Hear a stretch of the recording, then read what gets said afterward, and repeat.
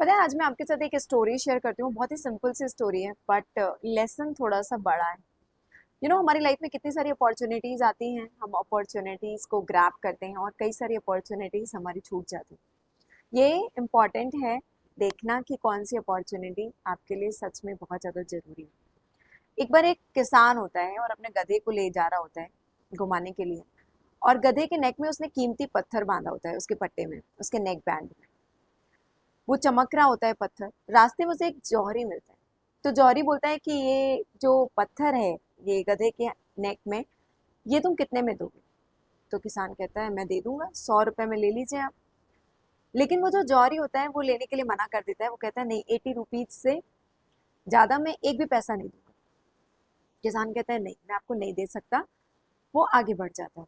जौहरी वहां से चला जाता है। उसे फुल कॉन्फिडेंस में होता है कि अगले दिन यही किसान जब मुझे मिलेगा तो मैं इससे 80 रुपीज में ही ये पत्थर लूंगा। अग, आगे आगे जब वो बढ़ता है किसान, तो उसे एक दूसरा जौहरी मिलता है। और दूसरा जौहरी उस किसान से फिर से पूछता है कि ये जो तुमने गधे के गले में जो ये पत्थर बांध रखा है, ये कितने का है? तो वो कहता है ये 100 रुपए में मैं आपको दे दूंगा।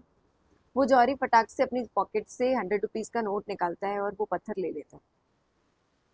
जौहरी खुश हो जाता है, इतना कीमती पत्थर होता है, 100 रुपए में मिल गया होता है। पहला वाला जौहरी अगले दिन उस किसान को मिलता है। किसान से पूछता है कि वो जो कीमती पत्थर तुमने गधे के गले में जो बांध रखा था वो कहाँ है? तो वो किसान कहता है कि वो तो मैंने बेच दिया, 100 रुपए में बिक गया। वो जो पहला वाला जौहरी जो होता है वो चिल्लाने लगता है, गुस्सा करता है। किसान से बोलता है कितने बड़े मूर्ख हो, इतना कीमती पत्थर 100 रुपए में बेच दिया। किसान बोलता है तो मेरे से ज्यादा मूर्ख तो आप हो, 20 रुपए के लिए इतना कीमती पत्थर छोड़ दिया।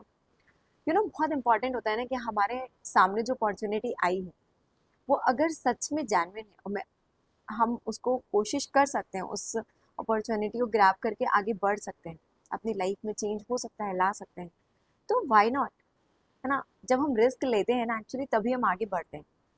तो कोशिश अपनी जारी रखिए, बाकी चीज़ें भगवान पे छोड़ दीजिए। तो आगे बढ़ते रहिए। और अगर कोई अपॉर्चुनिटी आती है तो उसको यूं ही मत जाने दीजिए।